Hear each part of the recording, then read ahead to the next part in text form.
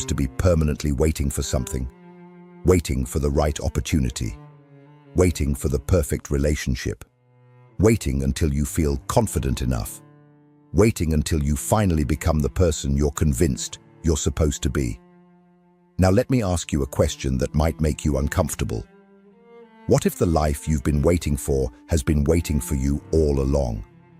Most people carry a belief so deeply rooted that they never even question it. They don't say it out loud. In fact, many don't even realize it's there. But it silently shapes every decision they make. It's the belief that, sooner or later, someone will come and make everything fall into place. A partner who will finally complete them. A mentor who will tell them exactly what to do. A lucky break that will change everything overnight. Or perhaps a future version of themselves, stronger, wiser, more disciplined, who will eventually take control of the life they're unable to face today. It sounds harmless, even hopeful.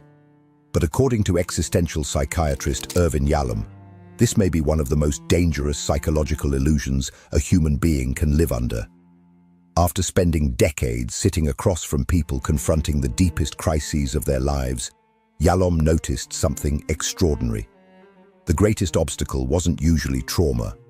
It wasn't intelligence. It wasn't lack of opportunity. It was something far more subtle. People were waiting to be rescued, not consciously, but psychologically. They organized their entire existence around the expectation that someone, or something, would eventually remove the burden of living from their shoulders. And while they waited, years disappeared.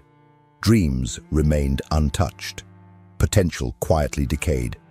Because every day spent waiting for someone else to change your life is another day you refuse to claim it as your own. The truth you're about to hear is not comforting. It dismantles one of the oldest fantasies of the human mind. But it also reveals something infinitely more powerful than hope. Freedom. Because the day you realize nobody is coming to save you is not the day your life falls apart. It's the day your real life finally begins.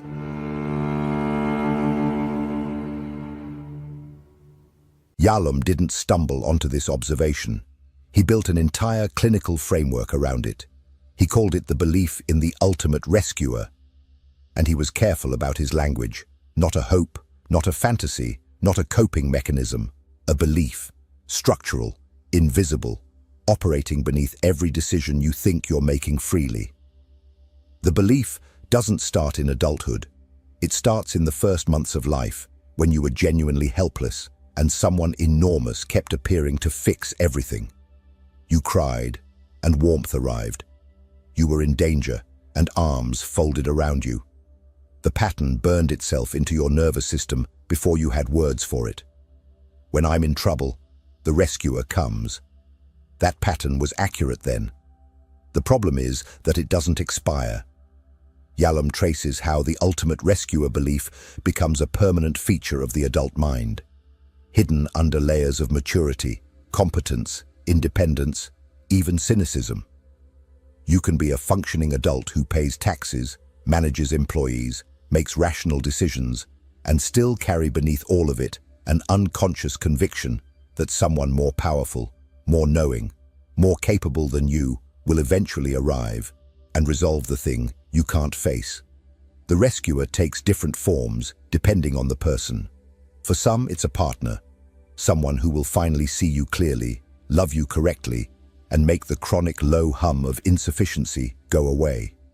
For others, it's a mentor, an institution, a god, a diagnosis that finally explains everything, or a version of yourself set 5 years in the future, the one who will have it together in ways the current version doesn't. The form changes, the structure doesn't. And here is what Yalom recognized that most therapists before him missed. The belief functions. For long stretches of life, it functions well. It provides comfort, reduces anxiety, makes the future feel less terrifying. The problem isn't that it's irrational. The problem is what it costs you while it's working. Kierkegaard saw this more than a century before Yalom put it in clinical terms. In a passage Yalom returns to repeatedly, Kierkegaard writes about the peril of not venturing, of remaining embedded in another rather than becoming conscious of yourself. His conclusion was precise and brutal. By not venturing, you risk losing something that no failed venture could ever take from you. You risk losing yourself, not your potential, not your ambitions, yourself. That's the price the rescuer belief extracts, not in one large payment, but in the slow, daily withdrawal of life you hand over to someone who was never coming. In the next part, we look at why the belief feels so much like wisdom, and why the people most invested in waiting are often the ones least aware that they're waiting at all. If this content is making sense to you, click the subscribe button and subscribe to the channel.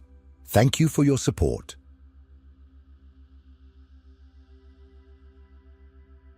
Here is what makes the rescuer belief so difficult to uproot. For most of your life, it doesn't feel like a delusion. It feels like patience. It feels like faith. It feels, in the most honest moments, like the reasonable thing to do while you wait for conditions to improve. You've felt this. The job isn't right yet, but the next one will be. The relationship has problems, but the right person will change that. You're not ready yet, but you will be.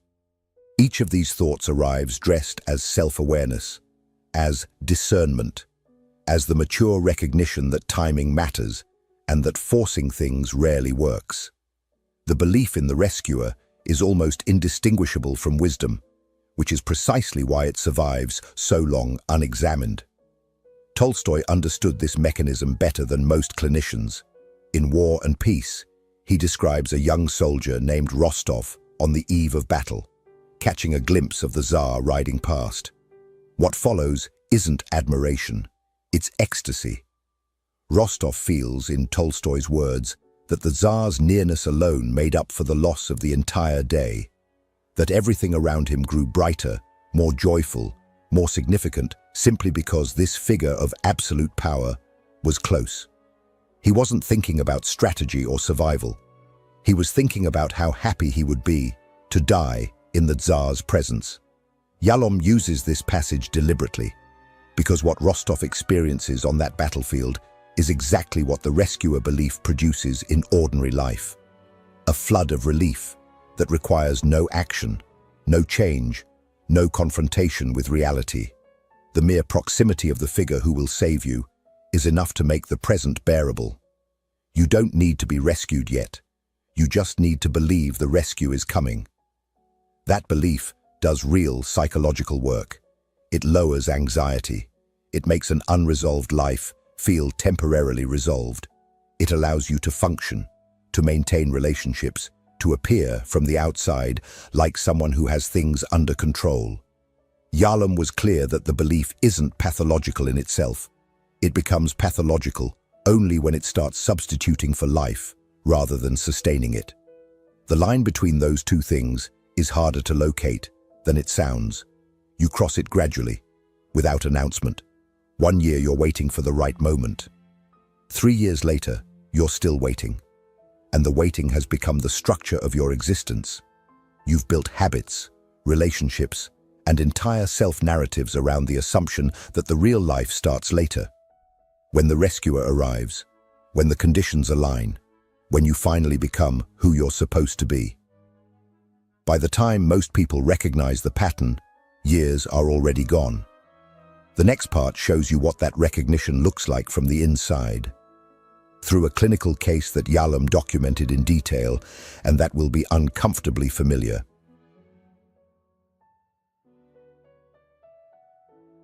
Lena was 30 years old when she joined one of Yalom's therapy groups.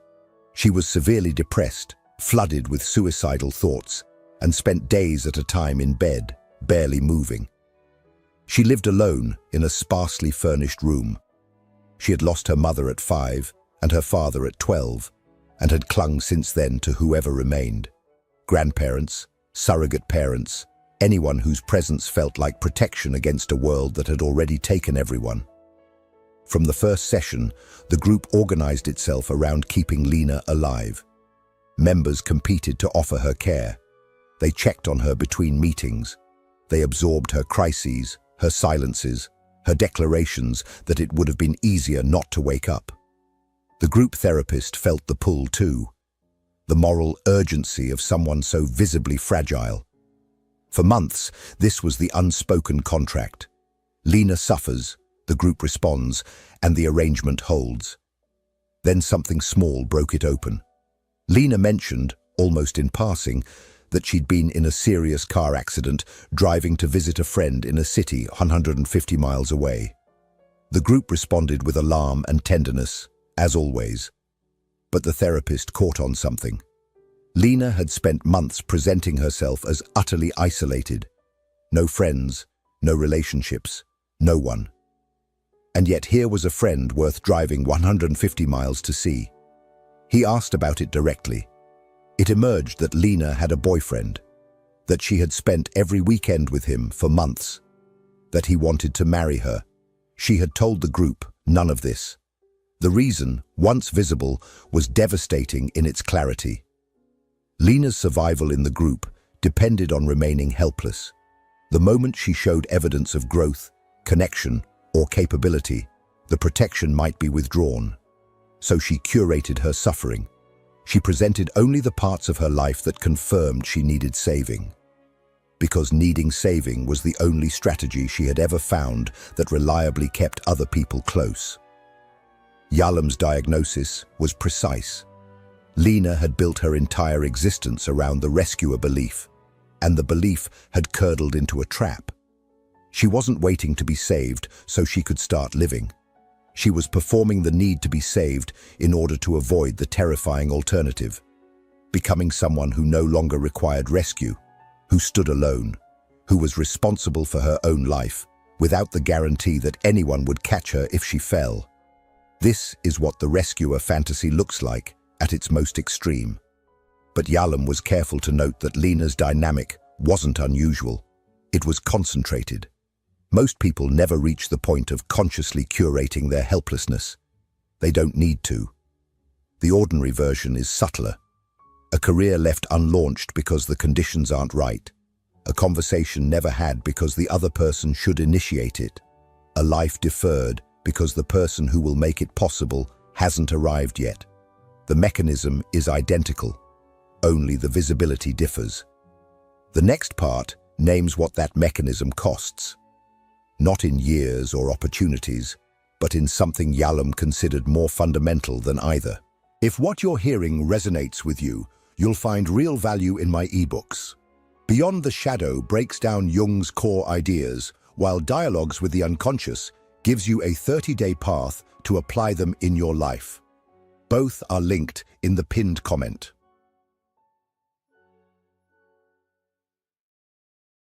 Every decision you hand to someone else feels, in the moment, like relief. You don't have to choose. You don't have to be wrong. You don't have to stand behind something and own what happens next. Someone wiser, more experienced, more certain will decide, and you'll follow. And if it goes badly, the weight of it won't be entirely yours to carry. That relief is real. Yalom never denied it. What he documented was what it leaves behind. In his therapy groups, he watched a pattern repeat so consistently it became diagnostic. A patient would arrive at the edge of a genuine decision, not a practical question about logistics, but a real choice about how to live. And instead of choosing, would turn to the therapist and say, in some form, the same 4 words, "Tell me what to do." One patient, Ruth, said it, almost literally.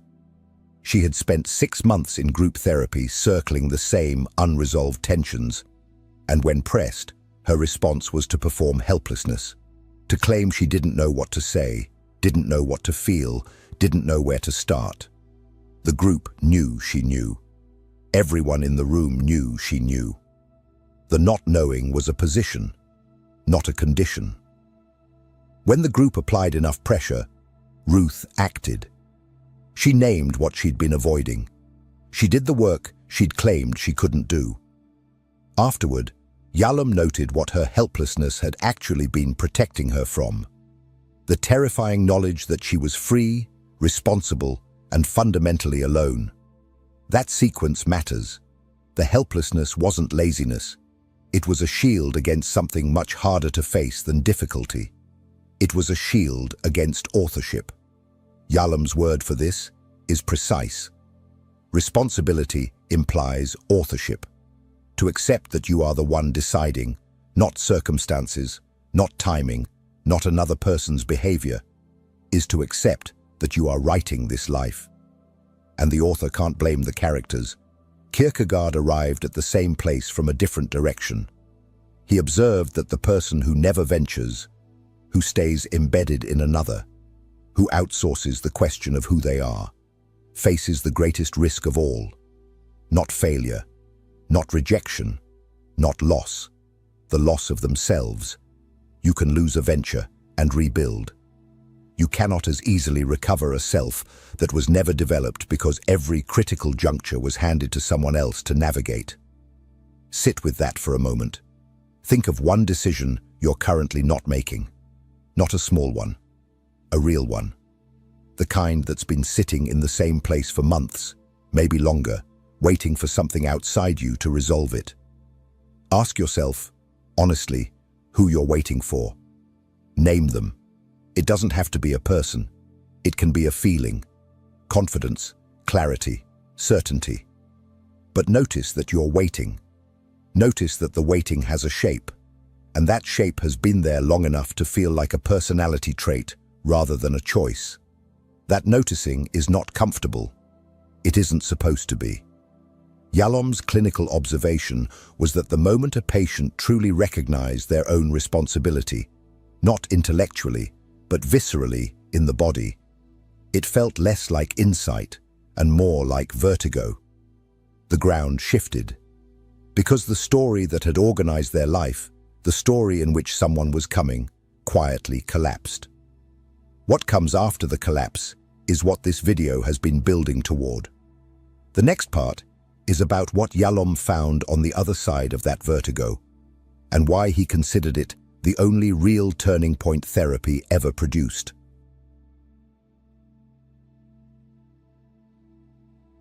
There is a moment Yalom observed repeatedly across decades of clinical work.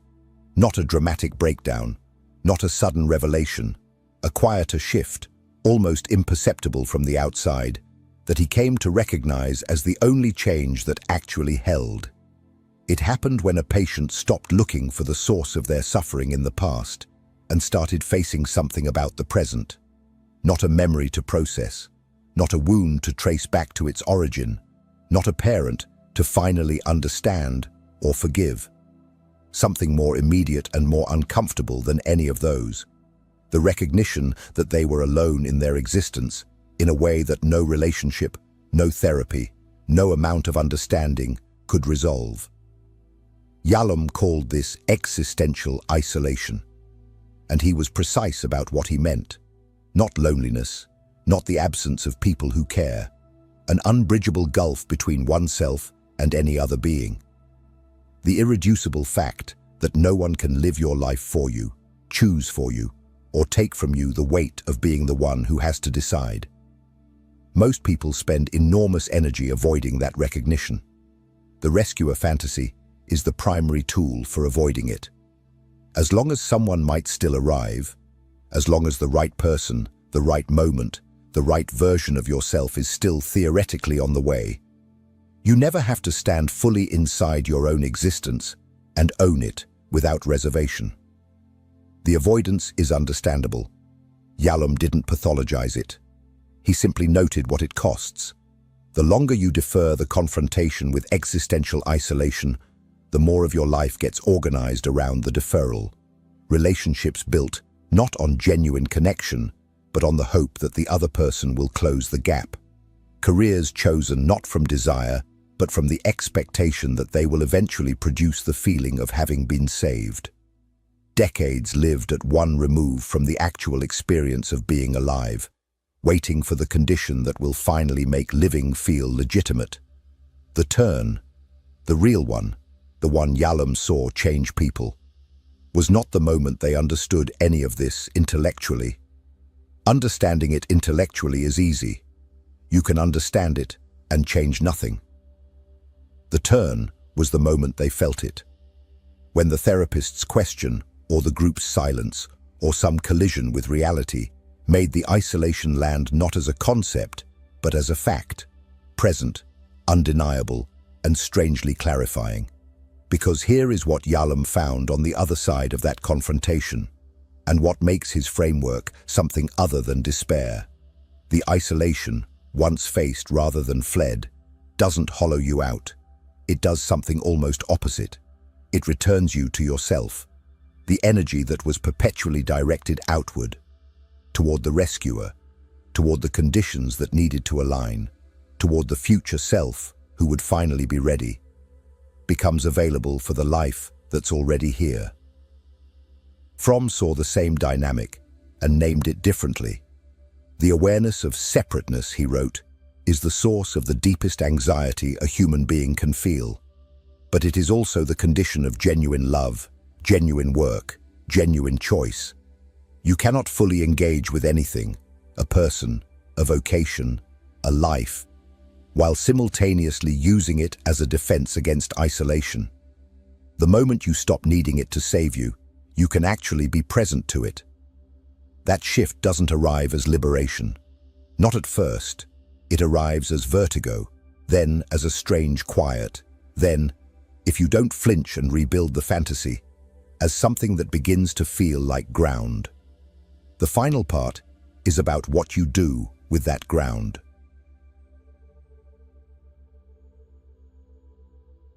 At some point, the wait ends, not because the rescuer arrived, because you finally see, with the kind of clarity that can't be unfelt, that the wait itself was the problem, that the years spent in preparation were the years, that the life you were saving yourself for was the one already happening, quietly, while you looked past it. Yalom was honest about what that moment feels like. Not freedom, not at first. Loss. The collapse of the rescuer belief is painful, because what collapses isn't just an illusion. It's the entire architecture of comfort built around it. The story in which the gap between who you are and who you could be was someone else's to close. But he also documented what comes after, in patient after patient who didn't retreat into a new fantasy. The energy that was perpetually directed outward, toward the rescuer, toward better conditions, toward the future self who would finally be ready, becomes available for the life that's already here. Not optimism, something quieter. The recognition that the only hands available to build this life are yours. Nobody is coming. That's not a tragedy. It's the only honest starting point there is. If this landed, drop in the comments, "I stop waiting today," and click the video on your screen. It'll be worth it.